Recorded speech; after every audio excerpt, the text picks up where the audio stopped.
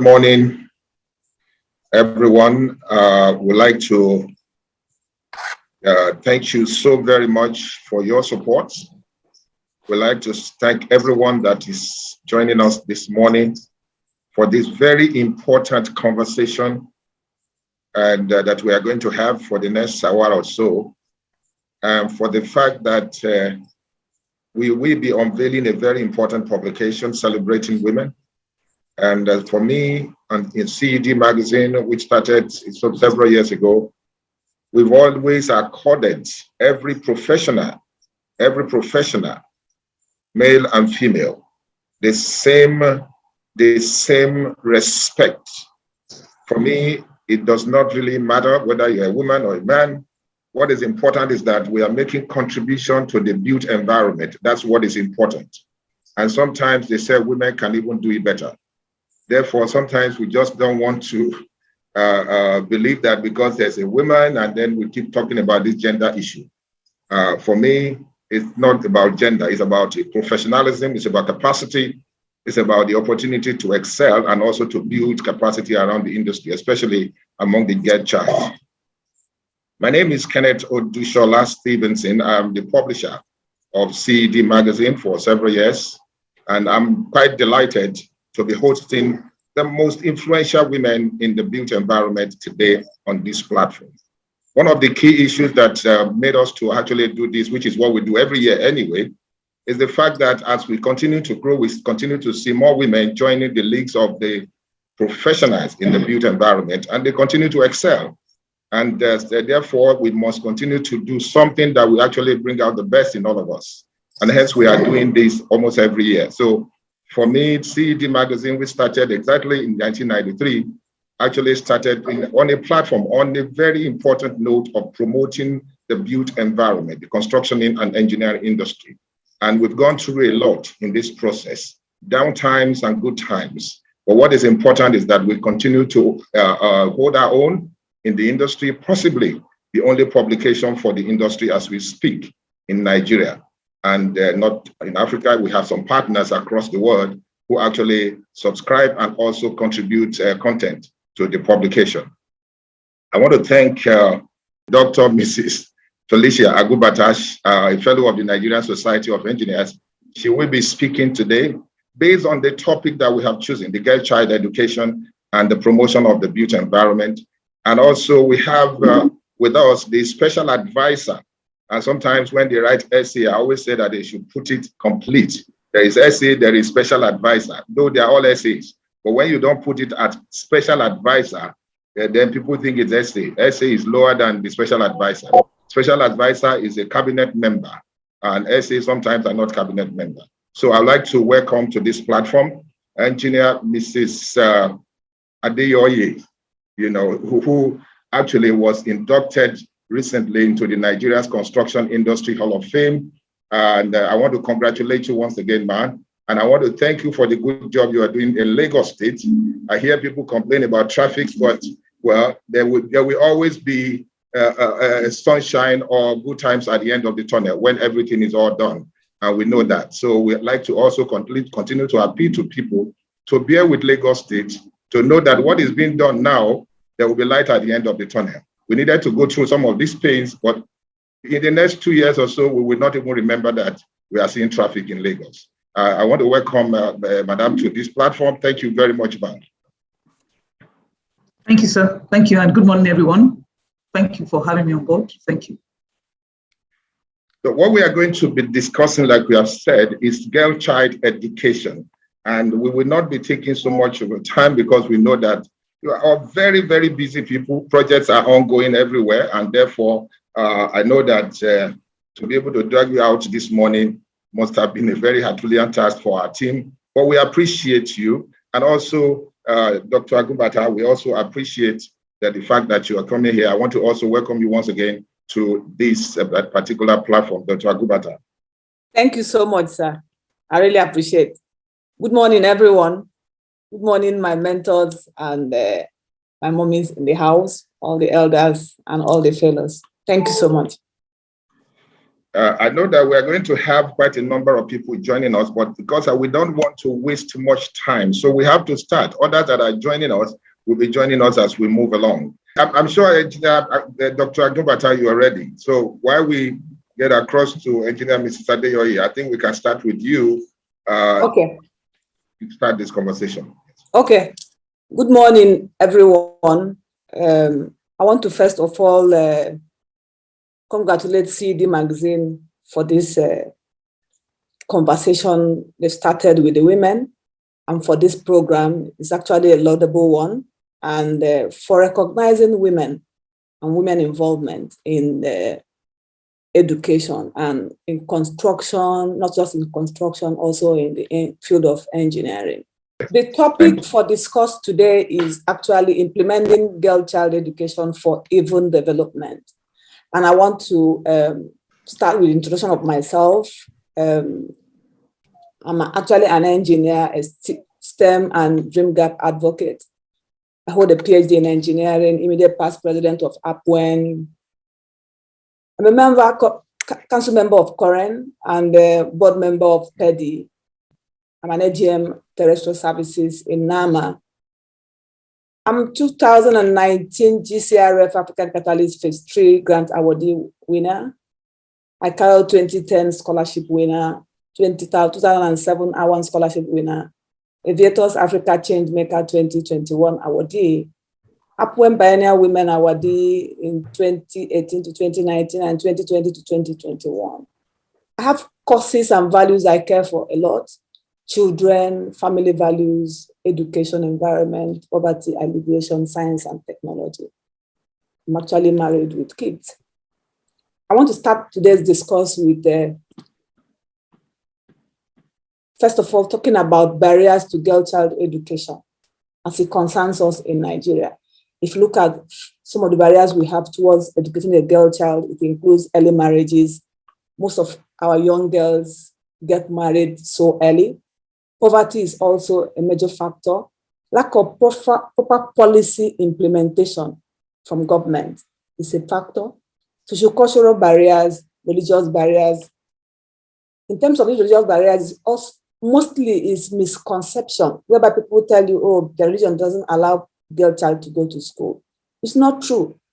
It's about ensuring the right education, that the right discussion goes around in terms of incentivizing the parents to send their children to school.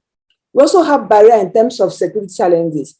As we know presently now, the country has a lot of challenges in terms of security, insurgency. That has actually not just stopped the girl child from going to school, also the boy child, because in some of the regions where we have a lot of IDPs, children generally, girl and boy child, have been denied the opportunity to go to school. In achieving gender equality and quality education, the Sustainable Development Goals have actually discussed this, and that's in terms of the 2030 agenda. SDG goal number 4, which has to do with quality education. SDG goal number 5, which has to do with gender equality. If we're able to promote gender equality by accelerating sustainable developmental goals, we'll be sure that some of these girl child everywhere, no matter where you come from, no matter the society, no matter the region, no matter your religion, no matter your culture, will have a conscious effort from government, individuals, NGOs, and the community to ensure that the girl child is sent to school, that the girl child is educated, that the girl child is not denied access to education. I can share this with some of the pictures that we took during the Royal Academy of Engineering program in 2019. Part of the discussion centered around the 17 SDG goals. And it was clearly discussed. We had discussions based on 3: gender equality, quality education, and poverty. Because if you want to eliminate poverty, you need to get the girl child education. We need education to eliminate poverty. So that's why they all go hand in hand. And for us in Nigeria, we must consciously develop a framework, implement that same framework to ensure that the girl child have access to education. In educating a girl child, you can see that we have the ability of bringing social changes, irrespective of the zone you come from, irrespective of where you come, irrespective of your career, irrespective of what your parents, where your parents come from, or their occupation, or their career. For me, I like to give myself as an example whenever I am discussing issues that had to center around the girl child. I came from a family where my parents were not educated, but they had this desire and love for education, despite all the challenges, despite financial challenges. They were able to do what? Send me to school. But we had to, within the context of the resources we had at that particular point in time, we were able to maximize it to ensure that I get the required education. I can remember growing up, I have to go and sell in the market, sell grains in the market to go to school. I was roasting corn on the roadside and going to school at the same time. It did not stop me from achieving my dreams. It did not also deter me from pursuing my career path in terms of ensuring that I was educated. With the love from my parents and family, I was able to achieve that. So what are we supposed to do? We're supposed to ensure that the girl child have access to education. And we must consciously do this. We must intentionally ensure that this is achieved. If you look at the importance of educating a girl child, economic development, economic empowerment is a choosing profession. The child can decide to go into STEM, which is actually I'm an advocate of. It also encourages dignity, because the girl child will have confidence in him, in herself. The girl child will prosper. The girl child will be able to do what? Help develop her community. Because when you educate a child, a girl child, you educate a nation. We must have a conscious effort to implement girl child education in Nigeria if we want to achieve even development. The Nigerian government should work towards encouraging mandatory girl child education by implementing policies and enacting those policies. They have to do that. Scholarships should be set aside for girls as to provide them the opportunity to access to quality education. This is actually where my association, PPAPWEN, we've done so much in ensuring that we give scholarship, because I'm also a product of scholarships at certain points. I enjoyed the Pratt & Whitney scholarship. I enjoyed the ICAO scholarship. We try to give scholarship to children. Presently, we have 81 scholarships awarded and another 400 awarded by our partners. By our partners, I mean 81 scholarships gave rise to additional 390 scholarships. That's impressive. In Borno State, when we launched the Inventive Build It in 2018, we gave scholarships to 81 pupils sponsored by Nigerian National Petroleum Corporation, NNPC. During the time we were about to present the checks to the individual, to these pupils, precisely in Meduguri, one person, honorable member representing the state in the Federal House of Representatives, Dr. Zainab Dimba, awarded 300 additional scholarships to 300 girls to study engineering from one state. His Excellency, the working governor of Borno State, additionally gave additional 90 pupils, 90 girls, scholarship. In one state alone, there will be what will be called engineering revolution in that state in the next 15 years. Because by then, they would have produced 400. We have 400 scholars presently enjoying scholarship, girl children, in just one state. I remember when we went to Amba, Kogi in Amba, when we gave 10 scholarships, the role model that took us to Amber saw the situation of things around the school and said, oh no, these children are not coming to school with uniform. Some of them don't even have uniform. They don't have school shoes and the rest of them. And he single-handedly sponsored 456 pupils' uniform, 2 each for each of the school children. When we came to deliver these school uniforms to the children, the happiness on the faces of these children was quite encouraging. He has gone also a long way to donate books, free books to these children. I mean, Engineer Kashim Abdul Ali. This was actually done in Amber. I can also go on and on. People like Engineer Dr. Patricia Penodele have what we call a CED Foundation that she's running. She's run this for the past 3 years now.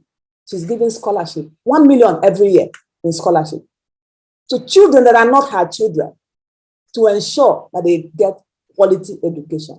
Engineer Valerie Abaraba runs the science tech, where she also gives scholarship to people. Engineer Aramide recently, our working SSA, I call her the magician in Lagos, also has this incentive that she's giving scholarship to children in Lagos State. These are some of the things that is helping to give the girl child access to education. But what am I saying today? Is it enough? No. We need to have more private individuals, more NGOs, more government functionaries do what? Have these incentives to provide education finance to our teeming young girls. Government should also expand flexible and non-formal education options, improving funding of girl child education, and ensure safe and supportive learning environment. Recently, the Lagos State chapter of PPAPWEN commenced a scholarship scheme called Felicia Agubata Science and Technology Scholarship, where 3 children were awarded scholarship from primary to secondary. These are some of the mindset that will keep on changing. These are some of the mindset that will keep on continuing. These are some of the things that we'll continue to do to ensure that girl child education is implemented and that is done very well in the country. We also have the Engineer Idiat Amusu project scale, whereby children are also given scholarship to read. So that's for boys and girls, but it's the gain in doing things like this cannot be overemphasized. We also have the mindset of the girl child should be changed, because we have this bravery deficit. The deficit in the sense that we believe that the girl child should not be trained. That's this norm. But we're happy now that this norm is changing, because the bravery deficit is why a girl child is not allowed to play with a toy gun. Instead, we're at birth or at a very young age, it is Barbie dolls and cooking utensils that they buy for us then as our play toys. But the boys, they buy them robots and some machine guns and the rest of them. This will change. This is what have shaped the mindset of the boy child towards inventions, innovations, and creativity. While the girl is being cowed to think that she is not what? She's not perfect. That is why a boy child, when you put up an advert for employment, even if he did not meet 10% of the criteria, they will apply. But the girls want to do what? Want to meet 100% career criteria. These are some of the things we need to consciously ensure that we close the bravery deficit gap to implement girl child education. Government should also have like a public service information campaign and advocacy. The ones the NGOs are doing, they should engage the NGOs more, because they have the platform to do this. Engage the NGOs like PPAPWEN, like Women in Energy Network, like so many of them, Nigerian Society of Engineers and the rest of them, to lend their voice in terms of advocacy for girl child education. And then government should also revive the curriculum in teaching in classes. without gender biases. These are some of the things that will help girl-child education to be fully implemented. I will recommend that government should enforce girl-child laws that will enable enforcement. Like any girl child that is found on the street hawking at school hours, so that you arrest the parents, or penalties will be awarded to the parents to be paid to government. And I will also ensure that proper education reforms towards the girl child is done. There must also be enforcement of laws towards early marriage. You can see some of the pictures I have here was the pictures when we want to develop, distribute the checks for the scholarship in Engr. When we went to distribute the checks for the scholarship at MES Palace in Kano, we have, these are the 10 girls that won scholarship in Kano. Those are the 10 girls that won scholarship in Kogi, LEGA Primary School in Kogi, and then Kofaku, the primary school in Kano, MES Palace in Kano. And I also want to tell you that the success stories that come with some of these things. We have a story of peace in Monimo at Engr Primary School in Benin, Edo State. Peace in Monimo is an orphan who was in primary 5, about to graduate from primary school, but without finance to finance her secondary education. The parents, the guardians, not the parents, because the parents are already late, the guardians, we are planning to send her to go and learn hairdressing. The head teacher, because she was a brilliant child, lent her someone's uniform to attend that particular program. And she was one of the 10 winners. Peace was crying. We were like, why are you crying? She said that she will not want the father's family to be aware that she won scholarship, so that they will allow her to do what? To go to school, because they are about to do what? Marry her out and then send her to go and learn trade. We have Feromi, story of Feromi at St. Peter Claver Nursery and Primary School in Ogun State, Adeyoye to be precise. He's also another orphan with 4 young brothers staying with the grandmother. Feromi was crying when she was awarded the scholarship. Feromi said how she wished that the mom was around to see great women who were there on that particular day, celebrating her as one of the winners. We had the issue of one of the girls, Osewe, at Okorenkeku, Delta State, Warri area.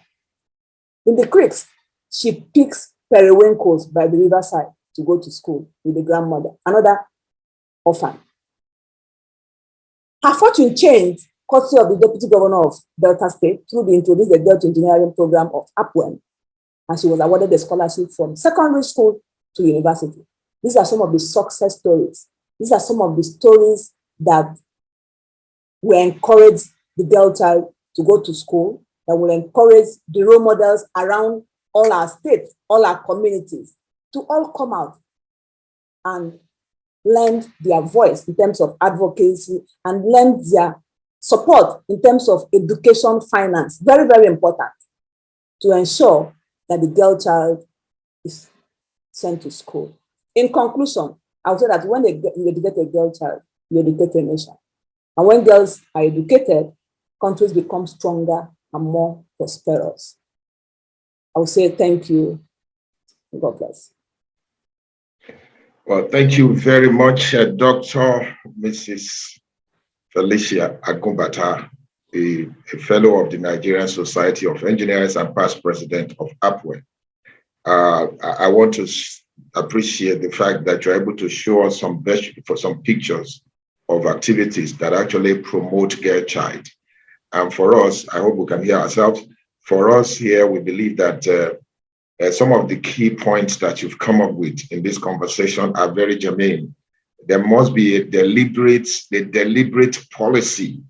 That's the crop of this. There must be a deliberate policy to actually encourage girl child education, especially within the confines of the STEM technology, so that at the end of the day, sometimes some of us feel that, well, you've just mentioned a girl child, a picky parent to be able to go to school, but she was, fortune shine on her, she got scholarship. How many more are somewhere that they can't have these assets that we need to discover? And we need to discover them because, like you said, when you educate a child, you educate the nation.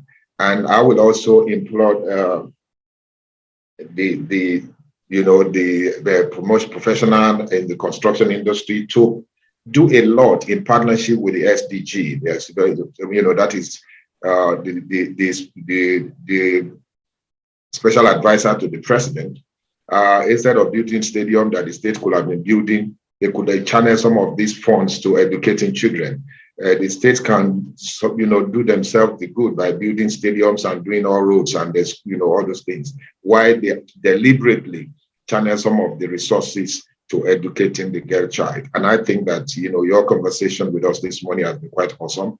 And you've enlightened and given examples as to what can be done to promote girl child and what also you as a person and also PPAPWEN have been doing to ensure that there's a deliberate attempt and policy to encourage girl child education, especially in STEM. I would like to commend you so very well. I'd like to commend all the people that are doing one thing or the other to promote girl child education. I have a daughter that is a builder. Today, she's one of the best in the industry. And for me, I'm happy about it. And therefore, if we can do that, make that deliberate effort to promote girl child education, just like you've been doing, and also some professionals, the engineer Kashimali and the rest have been doing, engineer Zulum in Borno State has been doing. I think we can do a lot in educating the girl child. So thank you very much. We'll come back to you with some questions that are popping up on the screen and also from some of us. But I think we should just go straight again now to go to this senior special advisor to the governor of Lagos State on works and infrastructure, engineer Mrs. Aramide Adeyoye, to just do us the honor by doing the presentation. Thank you very much. Thank you. Good morning, everyone. The topic before me is implementing the girl child education for even development in Nigeria. It's a presentation that I would like to speak to. And so essentially, the importance of the girl child education cannot be emphasized. Everybody has heard it all. And my past immediate past president, PPAPWEN, my president said it clearly. Any nation that underscores the importance of women in development is actually toying with its overall development goal. There's an African proverb that says, if we educate a boy, we educate one person. If we educate a girl, we educate a family and a whole nation. Educating the girl child produces mothers who are educated and who will in turn educate the children. They will care for the families and provide for the children. For me, there cannot be a better way to speak to this topic than to use myself as an example. So I'm an engineer by training. I'm the last of the 5 girls. I grew up knowing my father as my hero and my he for she. I could collect those days when I was born. My mother would tell me beautiful stories that I was born in an hospital in Surulere, where the Dr. Iswa, because I was the 5th girl. So the 1st, the 2nd, the 3rd, the 4th, the 5th, she actually burst crying when she had me. And the doctor asked, "Why are you crying, woman?" She said, "It's a girl again." But I have a father who always believed in the capacity of the girl child. And the doctor actually said, "This girl that you see here, I see a beautiful girl. I see a brilliant girl, even at birth, with 6 fingers. I see a beautiful girl with a future lying ahead of her. Why are you so depressed?" My father would tell you that anything is late now, and I wish he was alive. He passed on 13 years ago. He will tell you there's nothing a man can do that any of my girls cannot do. I have, like I said, I'm the last of my mom's girls. I have 3 sisters who are doctors. I have 2 sisters. I have a sister who's also an engineer. And my immediate younger ones, the last 2 are all engineers and a banker. So where am I going? That importance, what education does to a family and then to a nation, you cannot emphasize it. And that doesn't mean irrespective of the socioeconomic status. It wasn't as if growing up, no one grew up in a house where everywhere was perfect. My father never saw the 4 walls of a school. of a school, but he believed so much in education, and he would tell you whatever he was going to do, even if it meant that he would sell his clothes, his children needed to be educated. Even when his friends were building houses in Ikoyi, he would tell you, my children are my Ikoyi. Whatever they would get to be tomorrow depends on the education level of education that I give them. So that, and I'm sure that's why I said it's a pity that he's late now, but I grew up knowing him as my he for she. The next person that I would say he for she that I grew up to know is also Mr. Governor, the governor of Lagos State, who passionately believes in the potentials of a woman. And it's not difficult to imagine why 13 out of the 43-member cabinet, more than 30% of the cabinet of Lagos are mostly women. Women with proven competence, with capacity, and with content. It's not enough to have girls, but what level of education are we giving them? That they get to be competent and people can actually see the values that they bring on board to the table. I think at the last conference on women in Lagos, the speaker, the chairman of the occasion, Akeredolu, the governor of Ondo State, said it's high time that women come to the table of leadership. They come to the table not being stereotyped to say they must just be singers, they must just be people who are in the kitchen, people who are in the other room. I think the time has come for women to take their rightful position, and in doing that, we need to start it now. We need to begin to groom the girl child, get them to know that whatever they can become, whatever they choose to become, because they themselves must believe in themselves. So the socioeconomic status of where you come from does not actually act as a barrier. You can rise above those barriers. My father taught me the importance of giving education to their daughters, and it wasn't easy. If in those days there was a teacher who taught you and you didn't understand what the teacher was saying, my dad would tell you what exactly is the topic. He was going to go all out. If it was a book or a textbook that could not be got in the country. In those days, the internet was not there. He didn't have DHL services. He was going to go, whatever it took him to get a fax or a telegram to book that book from Falls or Dillard's bookshop all over any part of the world, he would get it. But he would go the extra mile. Even when it was holiday period, when you come back from school and you give your report card, your scorecard, my dad, who was not educated formally, will be the one to analyze your results and tell you where exactly you are lacking, where you need to where you're not pulling your weight, what you needed to do to be able to improve your scores in a particular area. Whatever the textbook was, it would give you. And after giving you, it would tell you there's no reason why you cannot have an A+ or A star, because the people who actually score A+ in that particular course have the same brain like you have. So that is the he for she that I grew up knowing. It's always a believer of women, a believer of its girls, and he demonstrated it. It's one thing to try to educate the girls, but it's also important that they secure the buy-in of the parents, especially the fathers. Like I said, it's my he for she. It's reported that over 45% of the Nigerian population are children under 15 years of age, and that the northern part of Nigeria has the worst cases of young girls that are out of school. In spite of all of these problems that are affecting the girl child education in the country, majorly poverty, gender-based mutilation, violence, early child marriage, unsafe environments, deliberate attempts was made to stem this trend if we indeed were serious about women taking leadership roles and then to be able to contribute to national development. Female education is crucial for national development. The role of women cannot be emphasized. It's important that we get into it and get into it fast. Women have broken the ceiling in the areas of in the finance industry, in tech, in all of spheres of influence. So I do not see the reason why we also cannot take on roles of leadership. Men can do virtually nothing without women beside them. Therefore, the charge is to look at the changes and emerging realities of our time. No longer will women be relegated to the kitchen, but we must be deliberate about how we go about it. It's not enough to, so the few tips I must do to promote the girl child education in Nigeria. First, for me, it's an affirmative action. The Child's Rights Act should be strengthened and implemented in all the states in Nigeria, especially the northern states, to checkmate the abuse and other associated problems of girl child education. We must provide basic primary school education. And for us as a state, SUBED, the State Universal Basic Education Board, we have firmed up that, but everybody will tell you now that the public schools in Lagos State have actually improved. The scorecard shows it all. The last 2 years have seen our students perform excellently well. The last principal Multima best principal teacher in Lagos in Nigeria is coming from Lagos. We've also seen that our girls, STEM, Lagos State won the award in STEM as well. our girl children. So what that means is the amount of money that we have committed the last 2 years, we are beginning to see results. For the local government allocation, that's why even as a state, the RAMFAC, the allocation for revenue formula, we believe that the local governments have a lot to do. And for us to provide qualitative education at that level, we need to be able to review those allocation formulas. As a government, the position of the states, it's clear. Lagos bears the brunt.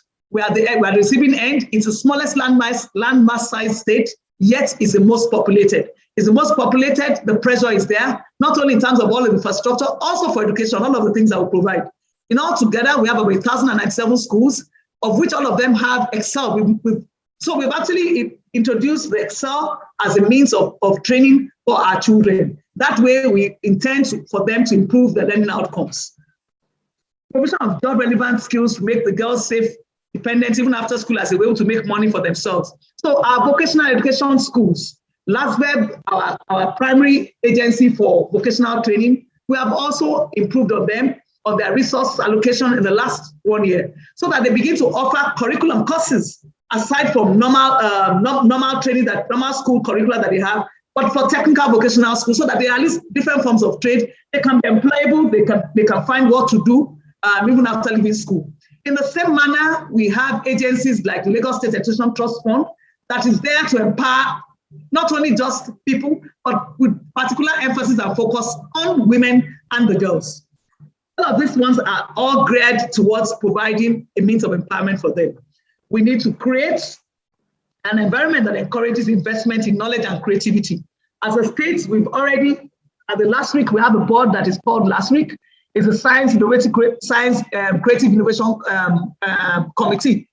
What that board does is to empower people, give them scholarships or grants if they have innovations that we believe that they are bankable, you can actually patent all of the ideas and then push it forward. So the Last Week committee actually does that, gives that grant out to people. And the last 2 years, we've given out close to about 50 million at different times. There's a program that we call the Art of Exhibition of Lagos, where tech hubs, we set up tech hubs. Presently in the Yaba area, by the Yaba terminus, there is an area mapped out now that companies like the Google, the Apples are intending to partner with Lagos State government, that we can begin to promote tech development around schools in Yaba Tech, Unilag, all of the educational institutions around there. In the same manner, the amount of, it's not surprising that our primary university as a state, Lagos State University, is now recognized as the best private Lagos State University in the country. That's the amount, that speaks to the amount of effort that we have done in the last 2 years, trying to promote all of the education around the state. So both at the primary level, the secondary level, and even at the tertiary level. So learning facilities for our 1,097 schools are also there and in top tier. Promote the he for she government by increasing women participation in governance. Like I said, this cabinet, for the first time in the history of the state, you have well over 30% of the women in cabinet. And these are women who can hold theirs any day, anytime. They're not pushovers. They are women with proven capacity and competence. They brought something on board into the cabinet of Lagos, and it's visible. People can see it, and they claim that if Lagos had started this way, maybe by now things would have gone different. They would have gone better. We must start from somewhere, and I think we must thank the governor, and we must thank at least almost the elders in the state for recognizing that it's high time that we stop relegating women to the background. So in conclusion, I would say presently Nigerian women are making many advancements within the society than in time past. Today, more children, especially females, go to school to learn to read and write than in previous decades. However, Nigeria will not meet its economic or social potential as a nation until girl-child education attainment rates are met. It can therefore be deduced that until girl-child education becomes a priority, the future remains bleak.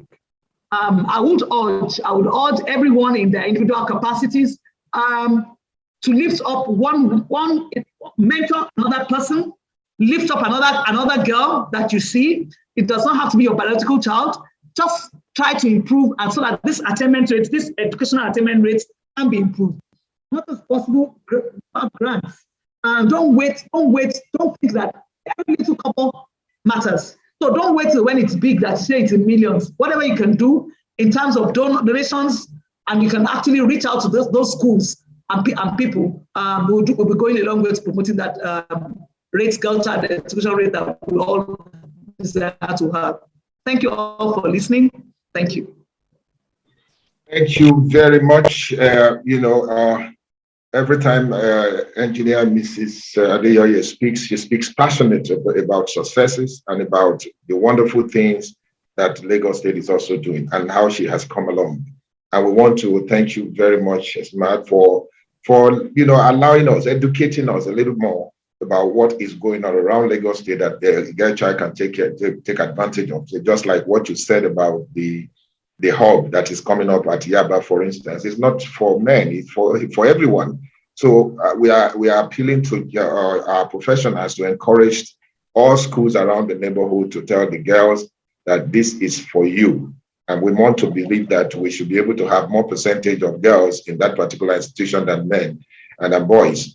So for me, the conversation has been quite awesome.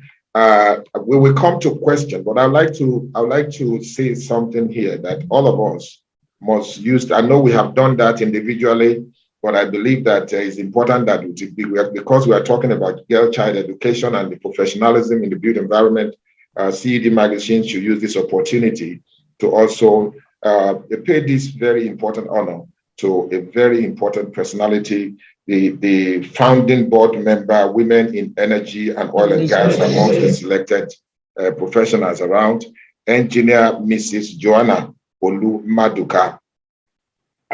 She was recently inducted into the Women in Technology Hall of Fame, and I think we can just all give her a very, a shout out on during this presentation. And I believe that she's also joining us here now.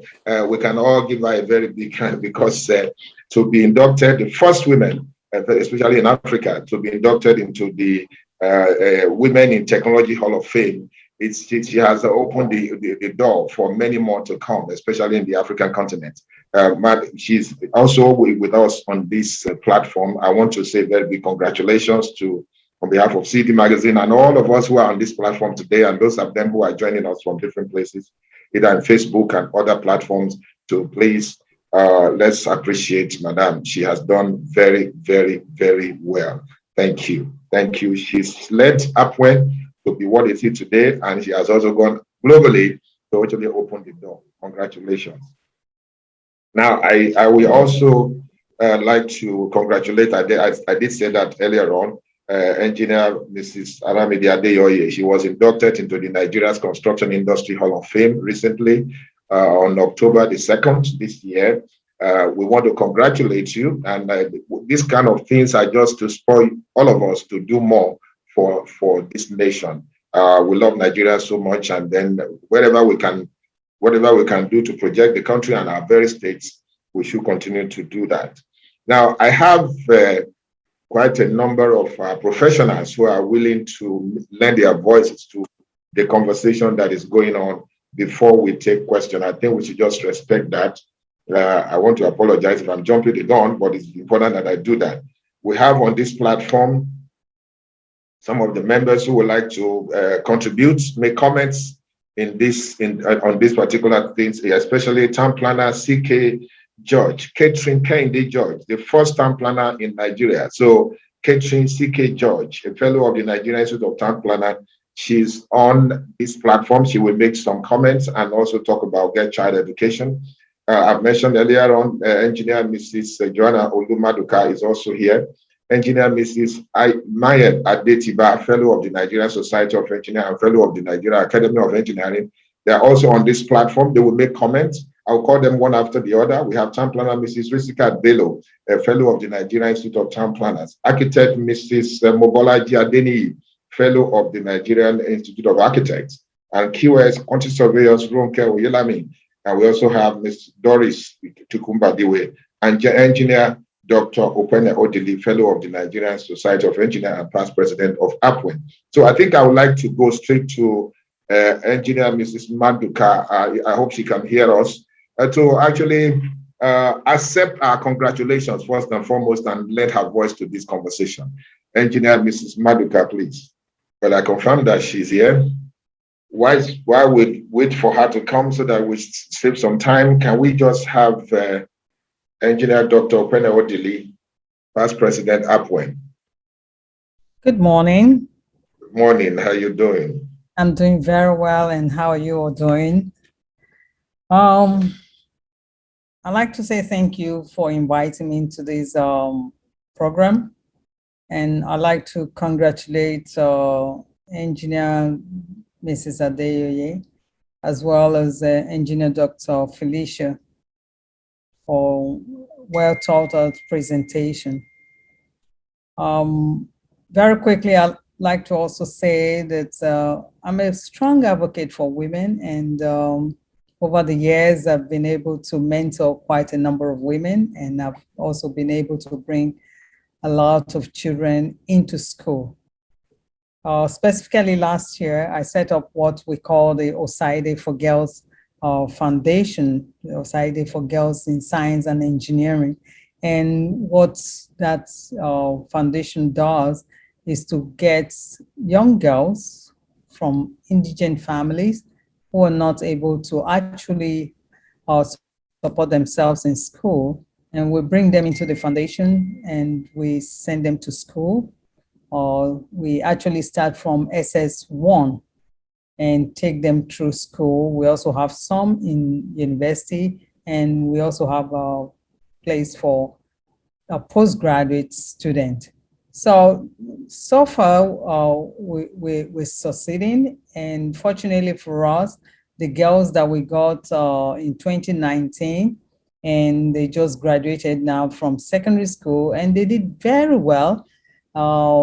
They top in their JAM as well as school set, and a number of them are going to study medicine, dentistry, and all that. So we're very proud of what we're doing as a Society Foundation. And just early this year, we got a young boy who is a complete orphan. I mean, he was just basically on the street. We got him and cleaned him up and put him in the Catholic school in Ashaka, Mater Dei College. And he's there now. He's spending his second year in school.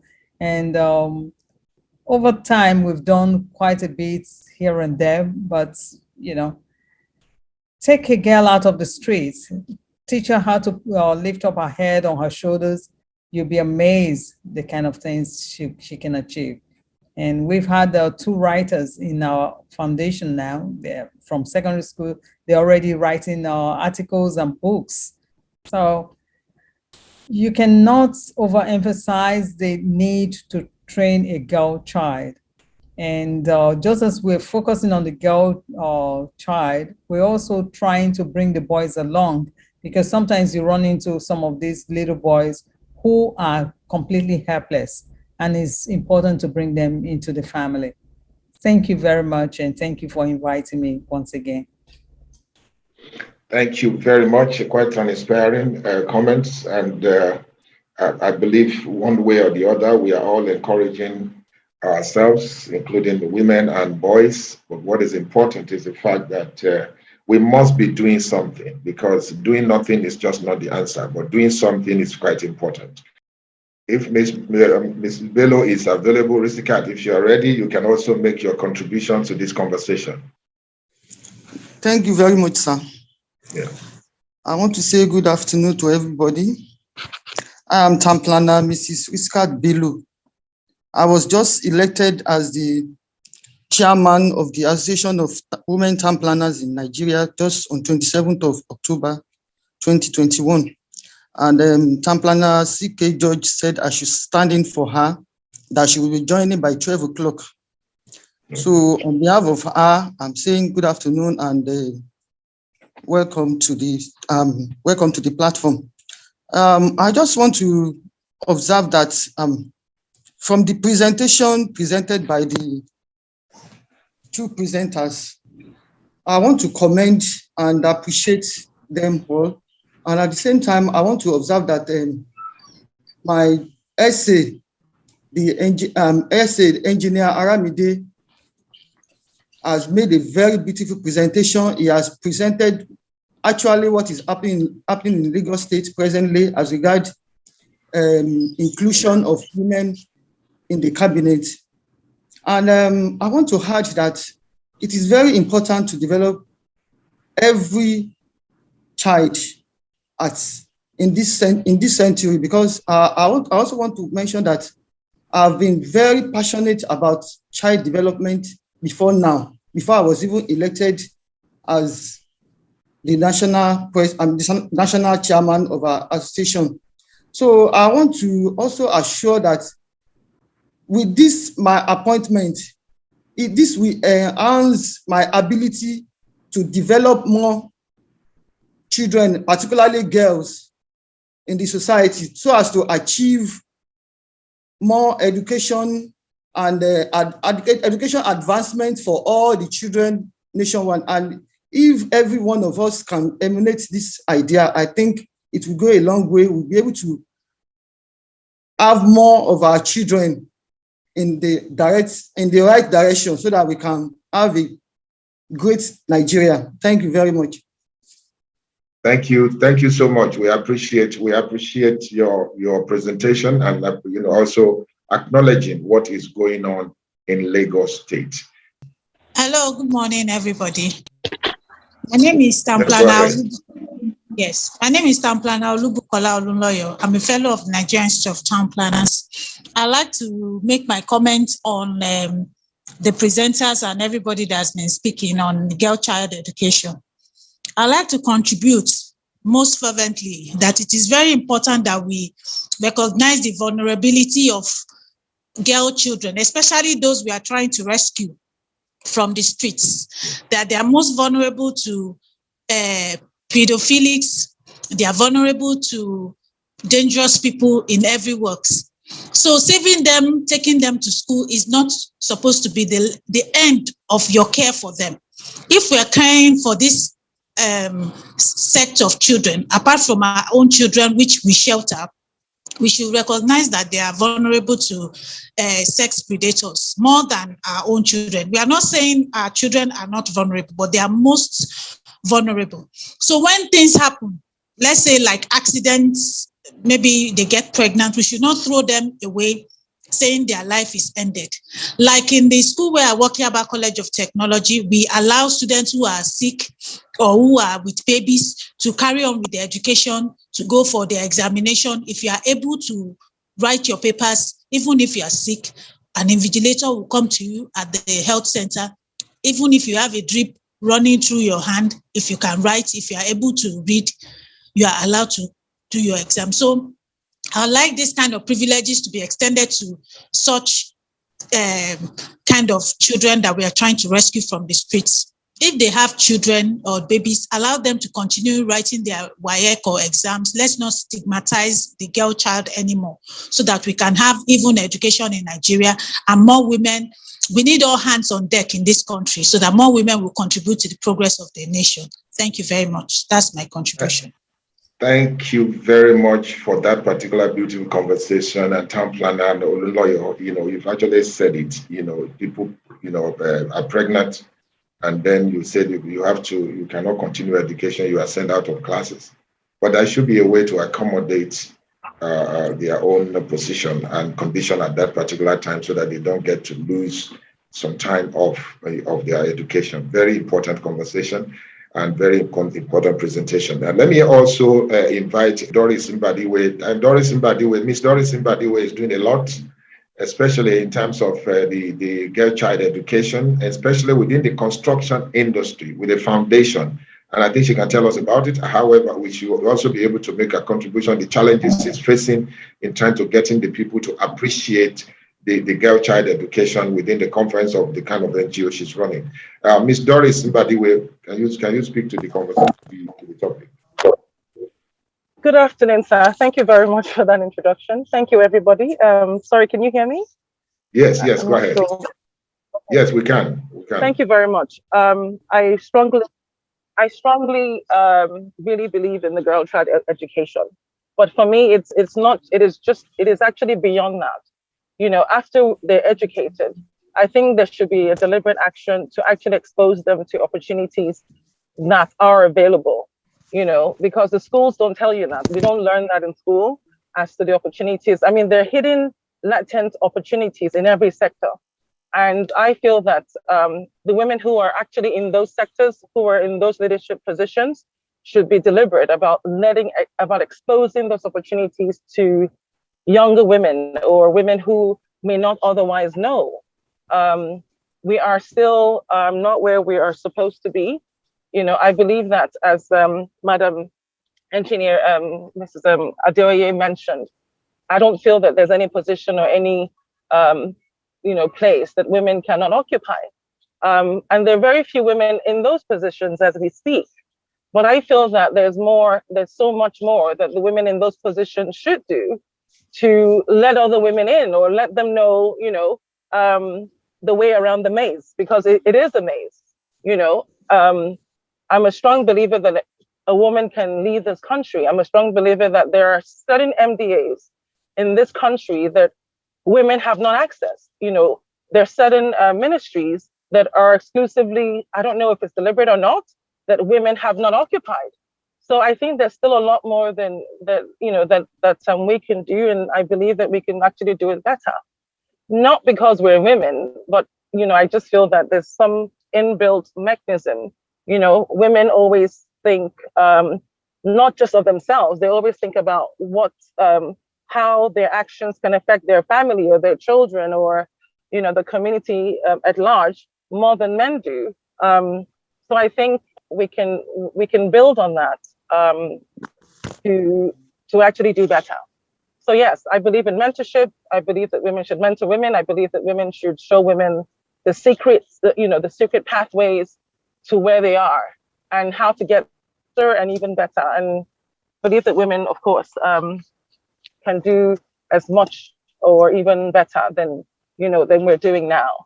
And I believe that men also are very important in this. I believe that a lot of men want to help women, but we also have to show the interest and the eagerness and willingness to be helped or to get to where they are. Thank you. In the construction industry, in terms of understanding from plumbing to the next level of the profession, of the industry. So we appreciate it, and we appreciate what you're doing. And let me go back to Engineer Dr. Halimat Adeyoye. I think she's ready now, so she can make her own contribution. Thank you very much, sir.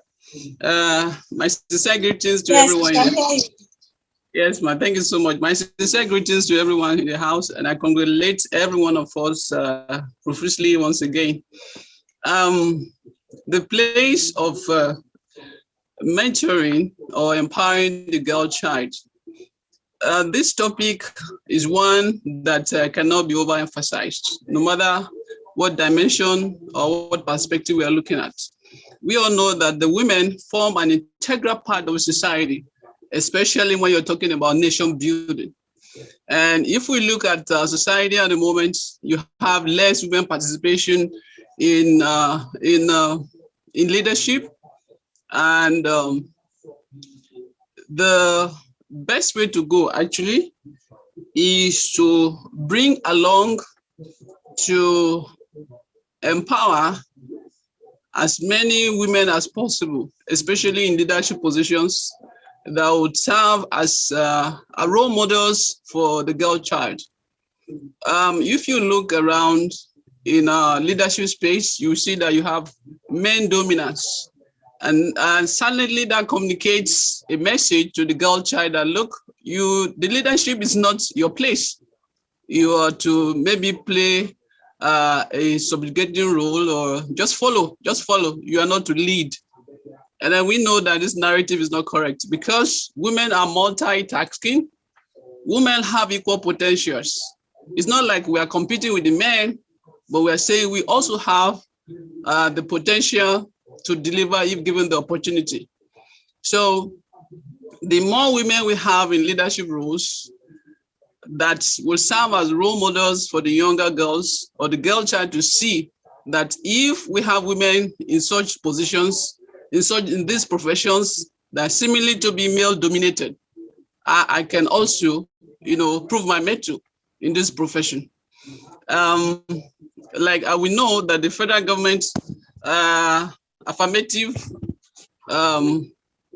position, or say that the female the female gender should be given some affirmative roles in leadership position in the country.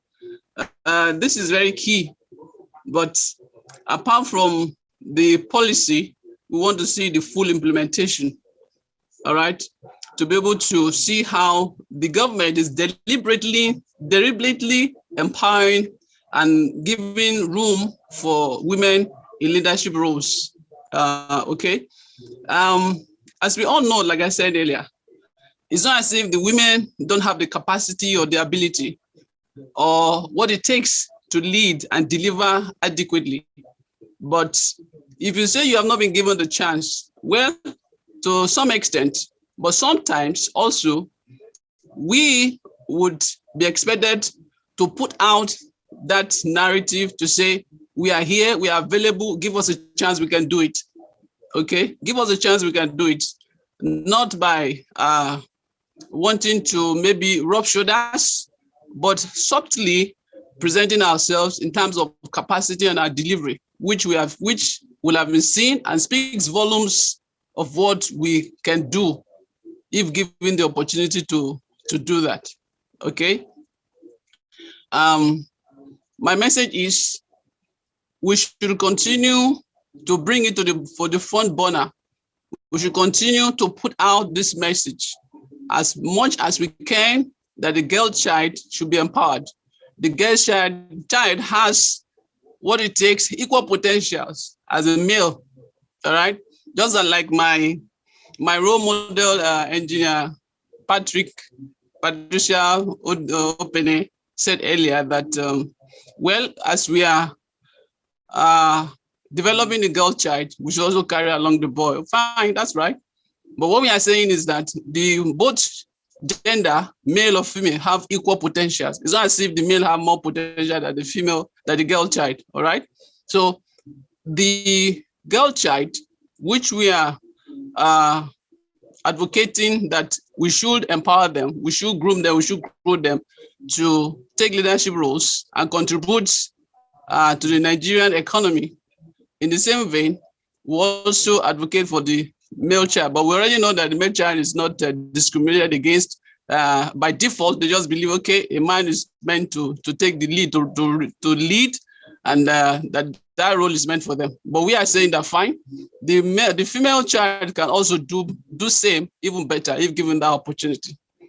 Thank you very much, most sincerely. I appreciate us all. And I want to say that we should continue to put out this discussion, this narrative out there that will continue to push out that support that is required, that the girl child needs to achieve their greatest potentials in life. Thank you so much.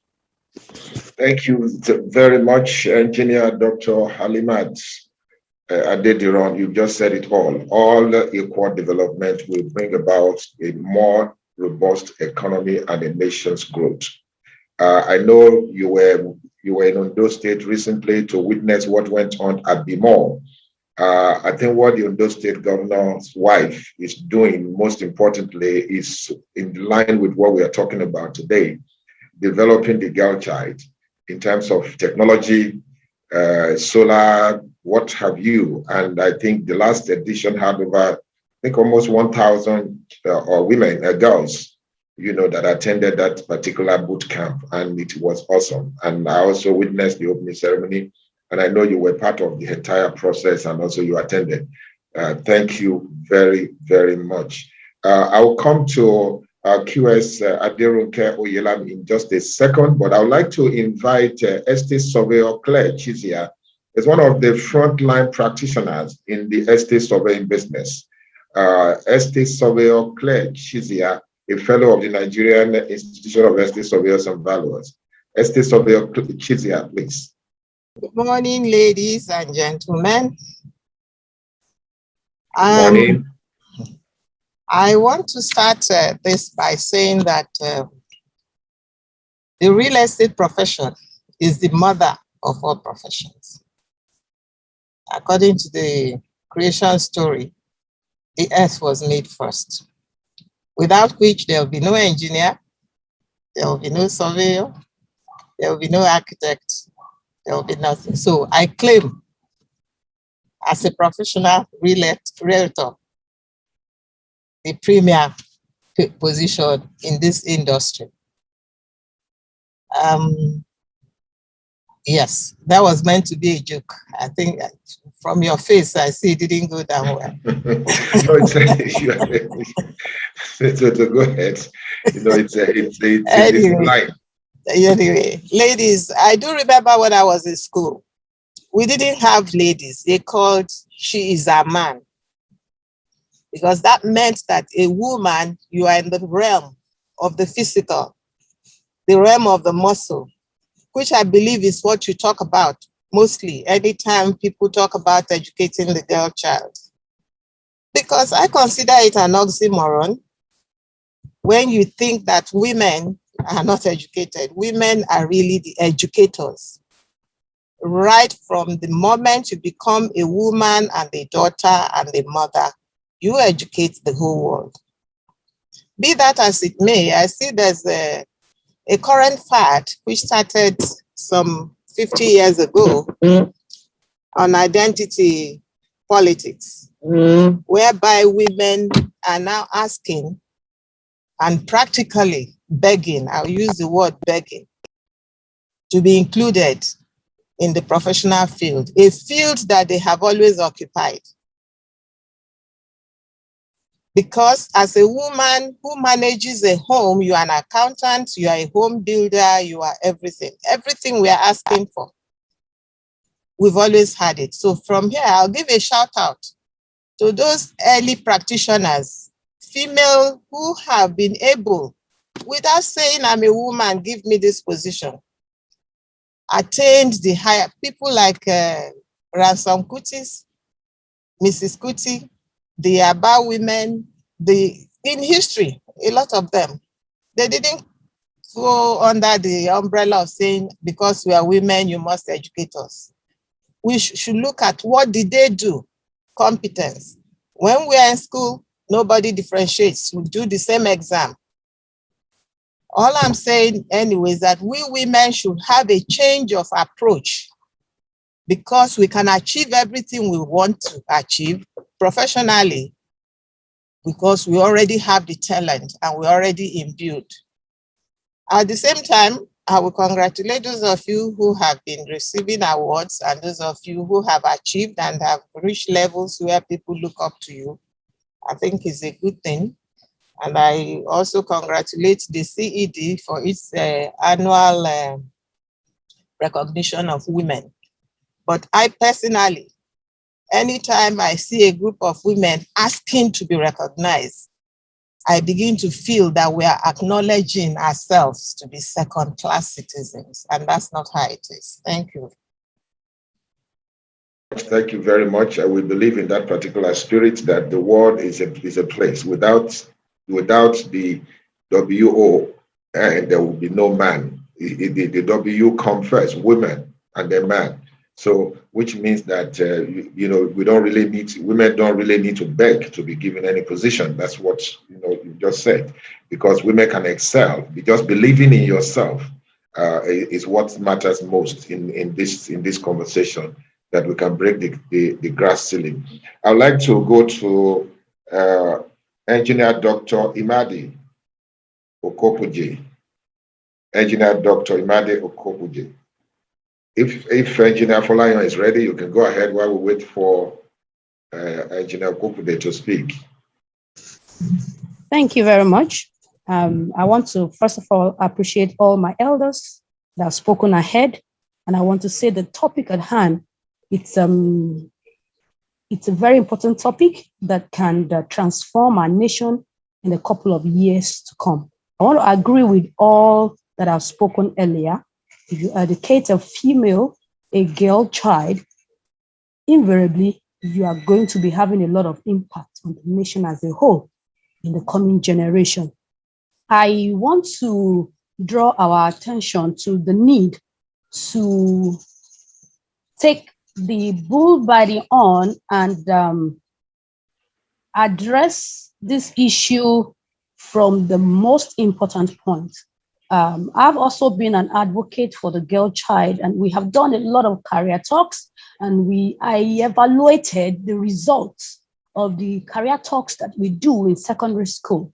And we discovered that the output rates of these career talks is very less, because we discovered that girls having all of the influences that had been mentioned earlier tends to have made up their mind by the time that they will be getting to the secondary school. So I want every one of us to please beam our torchlight to girls in primary school.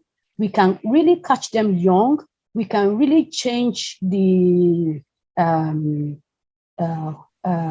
mindset of the girls, and we can change the norms, these social norms that it's already been played for them when they are in primary school. So I want to urge all my professionals in the house today, as we call upon everyone to reach out to girls.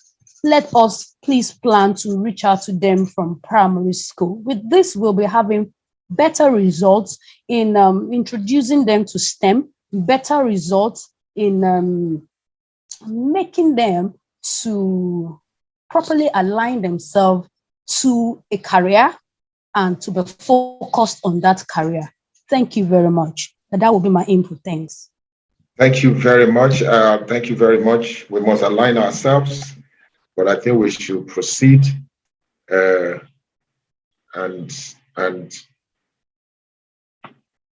move on to our guest speakers.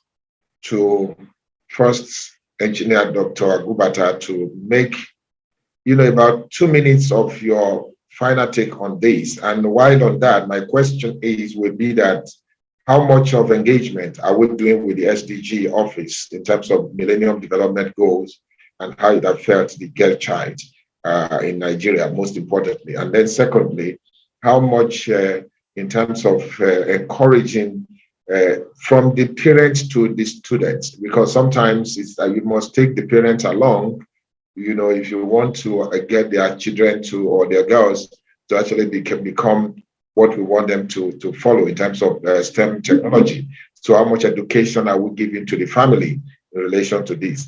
Engineer Dr. Mrs. Agubata, the question is for you, and then you can make your last comments. Thank you. Okay, thank you so much, sir. Thank you for the audience too. In terms of what we are doing regarding engaging the parents and the teachers, part of the Inventive Build It program that we launched in 2018 had a portion carved out for the parents. While we are doing science experiments for the children to ignite their passion in science and ignite their passion to go to school, using their role models around them, using people they can relate with, people that can connect with their culture, with the religion.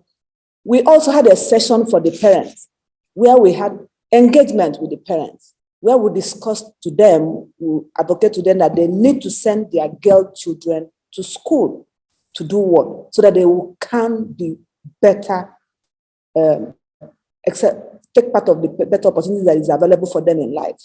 And this has yielded a lot of positive results.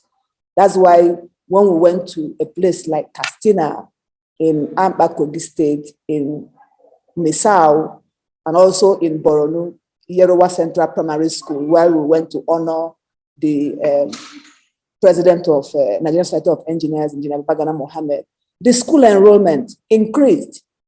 The fact that Engineer Kashim Ali was able to give school uniforms, make it free for the students, the day of the sharing of these uniforms, most students came to school to do what? To share, collect this uniform that will help them to start schools. We also had something for the teachers. You don't just encourage the girl child to come to school while what they are being fed is not up to standard in terms of teaching methodologies and the rest of them. When I won the grant for the Royal Academy in GCA RF African Catalyst Phase 3, the She Engineer Inventive Build It program, it was dedicated on building capacity of science, technology, engineering, and mathematics teachers across the 6 geopolitical zones in the country. PPAPWEN recently, we have 38 chapters in 36 states, including FCT in Nigeria. We trained 200 STEM teachers in teaching methodologies. This was in partnership, sponsored by the Royal Academy of Engineering, in partnership with University of West of Scotland, and in collaboration with International Institute of Engineering, UK.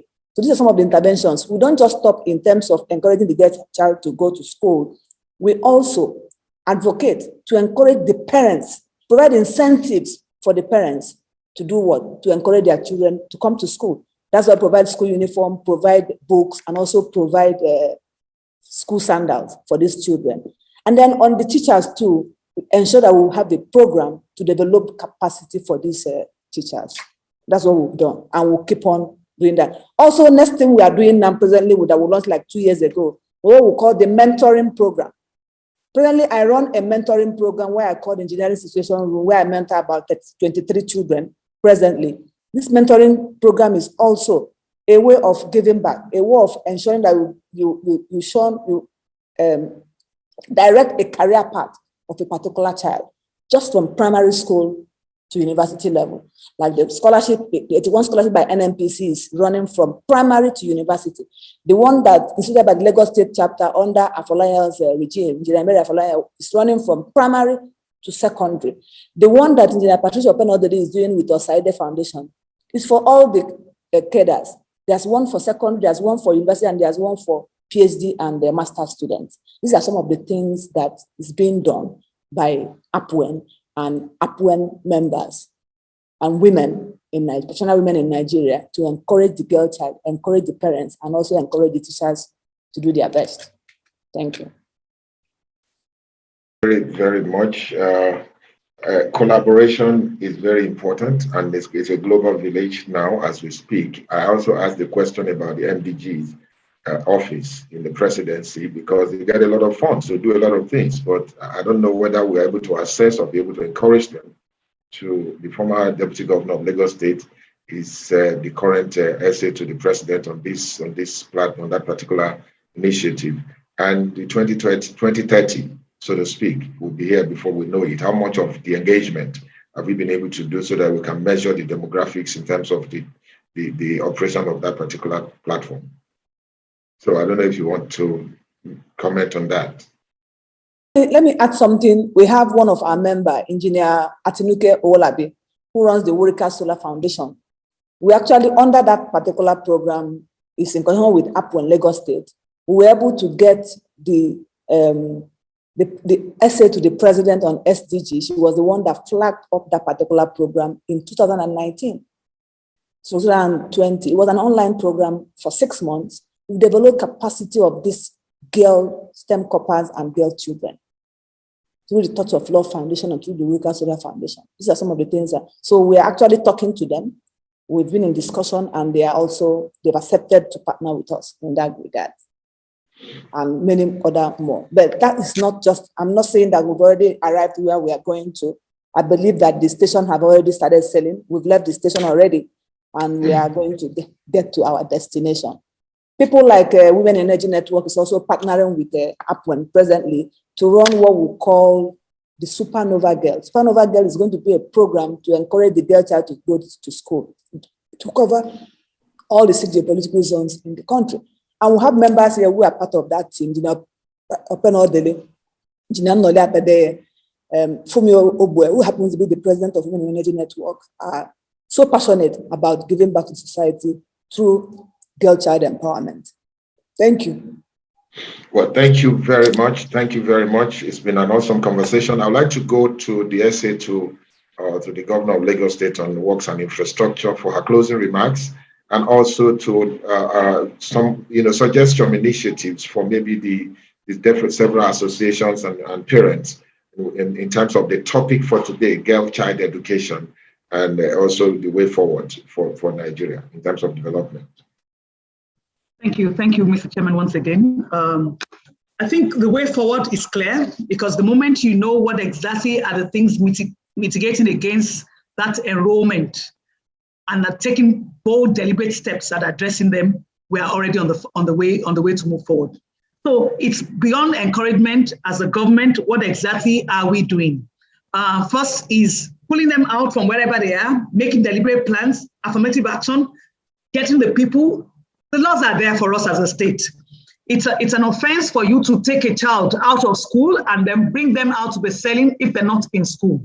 So on our dashboard, the Commissioner for Education, we have this, so the Excel thing that we have actually monitors outcomes that you actually see when teachers are in school, when children are also in class. You can talk from the comfort of your office as a commissioner or even as a cabinet member, you can see what is happening in each of the 1,097 schools in the state.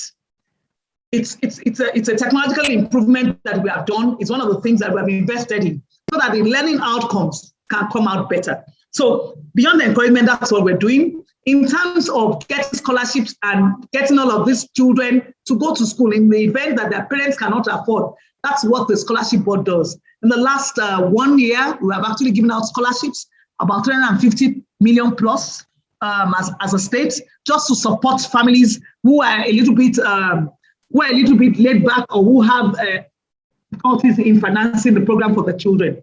The literacy board for children who, for one reason or the other, because we have a digital monitoring dashboard that actually shows during COVID, the number of children who did not come back to school, going out and saying that either they have decided to start going on the streets or for some reason or the other are beginning to do things that vices that are not that are becoming of women.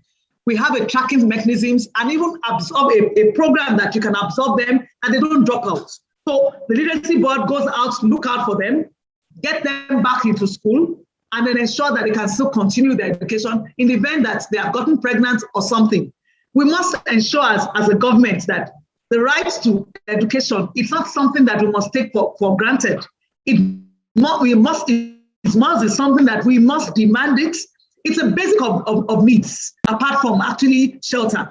Educating our children, particularly in Delta, is important. And that's one of the things that my take in closing is to say that every woman owes another woman an obligation to ensure that we lift up one another, and then the girl child in particular. The PPAPWEN, my president already said it all. All of those initiatives, they are laudable, they are good. We must walk the talk. We must do things deliberately that will ensure that the outcomes are right. And I'm sure with all of this, because it's a topical discussion right now, everybody is saying it. They have seen it that when you put a woman somewhere, you are likely to get at least 1.5 times the result because they are more focused. They're not easily distracted, and they put in all their best in arriving at decisions. And I think if we go this route, it will not be too difficult for us to get to the promised land. Men have tried it for a long time. I think it's time that we tried something different. There was a speaker, somebody who said something about there are places of leadership that they have not put women. And one of the things I will always say is this. Every leadership position is important, whether as a finance minister, whether as a budget and planning minister, or a works minister, or justice or health. There is no one that a lady has not been in charge. In the States, a woman has once headed the finance ministry in the States, Mrs. Oluka Abdurazak, in the days of Buba Marwa as the military governor of Lagos State. Under works, but fortunately, unfortunately, I've had a woman, I'm heading this ministry, even though it hasn't happened. And I believe that by the grace of God, we'll get to the promised land. Once you have been, it's proven, it's tested, there is no need, there is no reason to hold back. I think women have come a long way. They have proven their competence and capacity in so many areas, and it's high time that we give them a chance. But in doing that, as many ones upcoming, we must hold their hands. We must be ready to groom and mentor through all of these initiatives that we're all doing collaboratively. Thank you. Thank you very much, I say, to the Governor of Lagos State on Works and Infrastructure. Okay, well, I guess that would be all. We'll take it as one of the last conversation, and I know Engineer FB Dare Bello, is also here with us. I'd like to acknowledge quite a number of our professionals that have joined this conversation this morning. And also, I will pay tribute to many of our professionals who took out time to be part of this conversation and those to be listed. If our team are ready, we'll just take just 1 minute, and then we will unveil the certificates for the professionals. We may, because of time, we're talking about 100 here. We may not be able to show the 100, but along the line on our platforms, or CED Magazine lab platforms, we will continue to share the list and also the certificates of all the professionals in this industry. And also on the 3rd of December, we'll be inviting all the professionals to Sheraton hotels, and let's have a cocktail and talk about what we want to do next year, and why we also have the publication available even before then.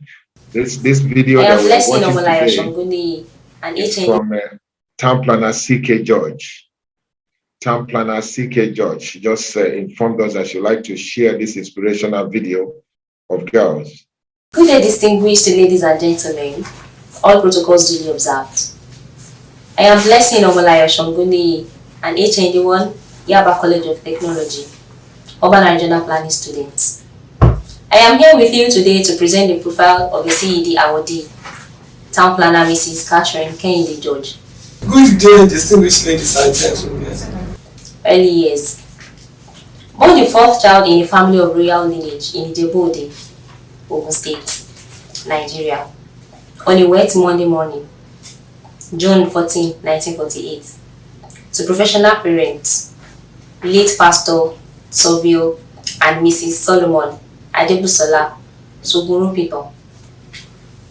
She developed an early interest in writing essays and compositions, and also in arithmetic, mathematics, and later on in sciences and environment.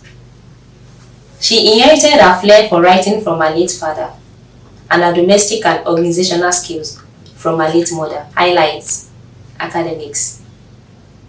Her secondary school education was at Our Lady of Apostles Secondary School, Ijebu-Ode, 1958 to 1963, and for science O-levels at Ijebu-Ode Grammar School, January 1964 to December 1964. In April 1965, she won the sponsorship award from Ikeja Area Planning Authority, Western Region, for the 3-year town planning program at the Technical College, Ibadan, graduating as an outstanding student in December 1967. In January 1971, she won another sponsorship award from her employer, Ikeja Area Planning Authority, which later became Lagos State Development and Property Corporation, to pursue a 2-year postgraduate program in town and regional planning at the University of Melbourne, Australia, graduating with honors in December 1972. She was the project planner on Ambo Odofin, Newtown, and Ogba housing scheme at LSDPC in the 1970s. Membership of professional bodies. Member Royal Town Planning Institute of Britain, first African female, October 1975. Member NITP, first female, November 1976. Fellow NITP, first female, February 1987. Fellow RTPI, first African female, October 1990. Registered by Top Rec, October 1990. Chairman, first female, NITP, Lagos Charter, 1998-2000. Honorary member of Home State NITP, Ogun State Chapter. Work life. Civil servant in Ikeja Area Planning Authority, Western Region, later LSDPC, 1965 to 1979. Leader, Technical Monitoring Team, Lagos Metro Line, 1980 to 1981. Consultancy practice, 1979 to 1985. Lecturer at Lagos State College of Science and Technology, now LASPOTECH, 1985 to 1986. Lecturer and later head of department at Yaba College of Technology, 1986 to 2000. Consultancy practice, head of planning division and director at Spectroplan Consult Limited, 1992 to 2017. Lecturer at Lagos State University on the Master's Town Planning Program, 2011 to 2013. Author and Director, Libro Gem Limited, Book Publishers. 1999 till date. Professional practice. When she was Director and Head of Planning Division at Spectroplan Consult Limited, she worked on LSDPC Odonla Housing Scheme, Galadimawa District Plan, Abuja and the Korodu Master Plan, Inception, Draft Final Stage. In addition, she was an external examiner and moderator under the auspices of Town Planners Registration Council of Nigeria at several institutions on urban and regional planning programs, including Moshood Abiola Polytechnic, Abeokuta the Polytechnic, Ibadan, Kaduna Polytechnic, University of Lagos and Yaba College of Technology. Project example: execution of Galadimawa District Plan, Abuja, December 2001 to 2006. This project plan was commissioned in 2001 by Ministry of Federal Capital Territory, MFCT, Abuja to affirm Spectroplan Consult Limited, SKL, and Mark Interplan Associates. The principal partner of the latter firm was a classmate at the Technical College, Ibadan, 1965 to 1967, who had passed on at the time of the project award. The purpose of his firm being joined to SKL was to provide financial relief for the family he left behind. As Director of Spectroplan Consult Limited, this was where our role as a female came in, to empathize, coordinate and reach out to the family at all stages of the project execution or to final submission to the client in 2006. The project area covered 671 hectares. The design of the district was to be implemented within the existing design of the major road network of the Federal Capital Territory. Awards and interests. A recipient of several awards and honors. She has published several books on urban and regional planning and some other books on life and living. She was inducted into the Nigerian Women Hall of Fame at Abuja on 3rd of November 2007 as Africa's first female town planner. She takes interest in youth activities in her church and in her community. She is an honorary member of Inner Wheel Club, Matori, a charitable female organization. She believes in the efficacy of prayers and in forgiveness. She enjoys water, walking, dancing, watching movies, attending social events, family life, and catching fun, family life. A mother and grandmother. She is married to architect Gilbert Akintola George of Thomas Ige George Compound, Upper of a Lane, Lagos Island. The CED awardee. I am pleased to present to you today by God's grace the CED awardee, Town Planner Mrs. Catherine Kehinde George, the first female town planner not only in Nigeria but in the whole of Africa. She will now take a curtsy. Please join me in congratulating the awardee. I wish her well. Thank you very much, CED, for honoring me with this award, which I hereby dedicate to family life. Thank you and God bless you. Thank you very much. As you can see, for emphasis, Town Planner Catherine George, you see, if we could spend time here to read the CVs of all the professionals that are being profiled in this special top 100 most influential professional women in the construction industry, you know we will not live here today. So, which is why the publication that is dedicated to this, we also carry the profile of all those that have been nominated and has been confirmed as top 100 in this industry. And very, very importantly, Town Planner Catherine George was one of the first to be inducted into the Nigerian Construction Industry Hall of Fame in 2011 in Abuja, and it was conferred on her by the former Vice President, Architect Namadi Sambo at that time. And I want to say big congratulations to her and to many others. Engineer Maduka, there have been so many first female on this platform and in the built environment, and we celebrate all of you. And maybe just for emphasis, I would like to invite my technical people to just show some of the certificates, and then we can round up this conversation. And then let me just say that the communique from this particular conversation is being put together, and it will be available in the next 24 hours. And most times what we do in this particular platform is to ensure that whether we like it or not, our communiques are sent on all our events, are sent to the relevant organization and relevant bodies across the world, including the Nigerian Society of Engineers, the town planners, the estate surveyors, and all of that, to ensure that everyone understands what CED is doing. We are not just a publication for publishing stories. It's a professional publication, and therefore it's important for us to be apt in what we do and what we deliver. And hence, every event and every activities we put together are properly monitored and are properly documented.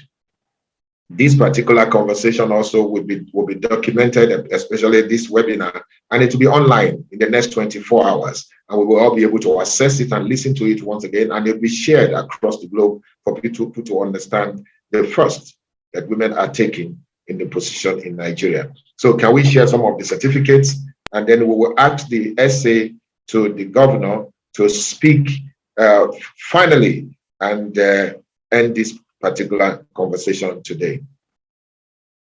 Here we have it, Engineer Mrs. Joanna Olumaduka is a professional of repute, a former president of the Nigerian Academy of Engineering, the first female. I mean, you can imagine there has been so many firsts here, and she's also the first to be inducted into the World Technology Hall of Fame globally.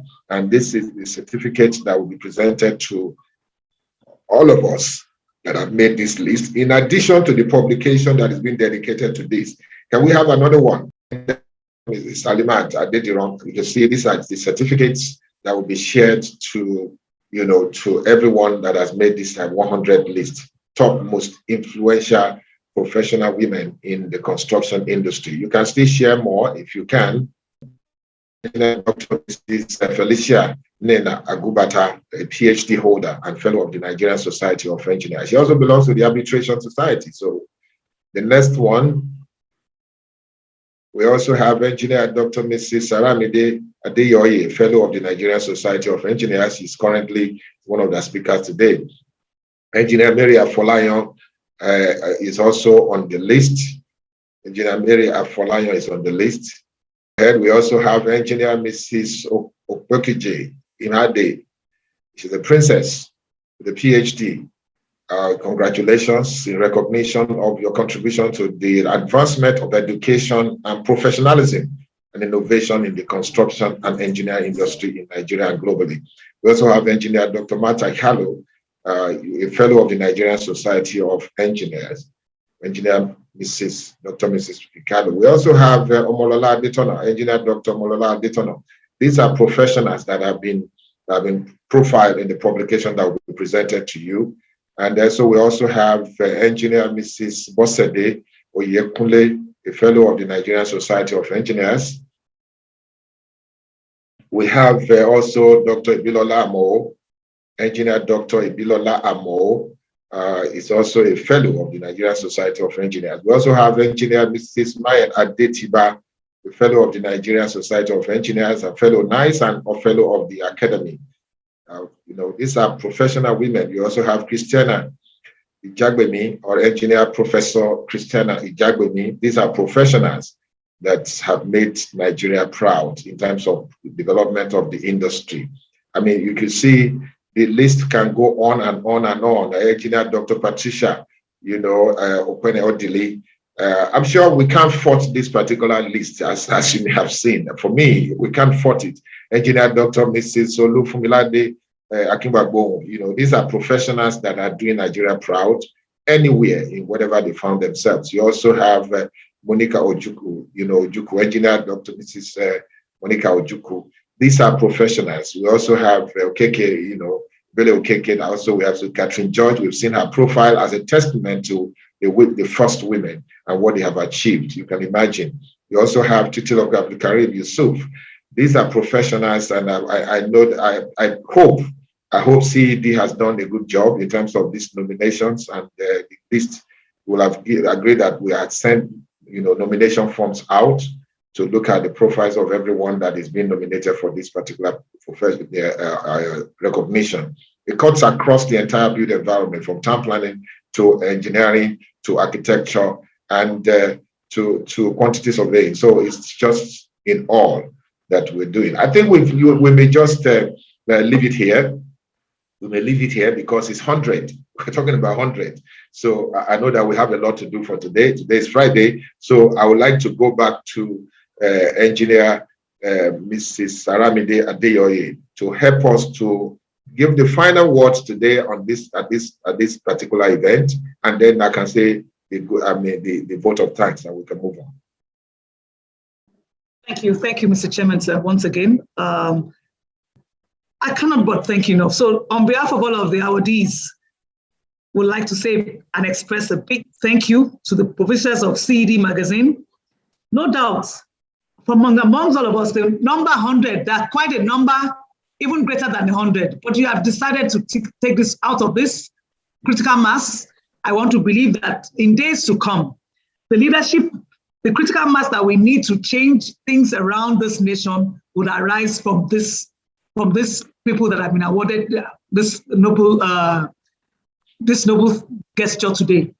Once again, I would say a big thank you on behalf of every one of us, and for everyone who has taken time, who wasn't awarded, inducted into this Hall of Fame, but has taken time to actually stay on this platform out of your precious time to listen to us and listen to the publishers actually conduct this program. I always tell people, it's when not people are dead that you recognize them. Recognition starts from even when they're alive, and they see that what they're doing actually makes a difference. And so today, once again, I will just say thank you. From the bottom of our hearts, we all say a big thank you. And to my other awardees, I pray and I hope that this award will spur us into doing greater things to galvanize each and every one of us to do something that in each of our sphere of influence, the girl child becomes our education of the girl child becomes our priority. We'll not only prioritize it, we'll act the talk and walk the talk as we ensure that we'll do programs that will speak to this in the days to come. Thank you so much. Thank you all.